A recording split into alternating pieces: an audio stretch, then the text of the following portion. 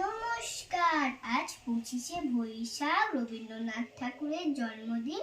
আপনাদেরকে আমি একটা রবীন্দ্রনাথ ঠাকুরের গল্প আপনাদের বলবো, কবিতা বলবো। সেই কবিতাটার নাম দুষ্টু।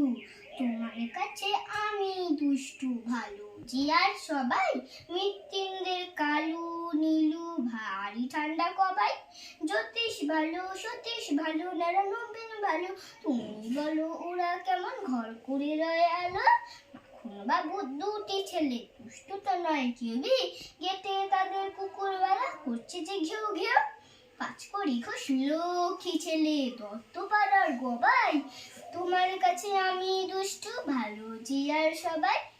তোমার কথা আমি যেন শুনি না কখনোই, খেলা করতে বেলা করি বৃষ্টিতে যাই ভিজে, জামা কাপড় আমার যেন সাপ থাকে না কোনোই।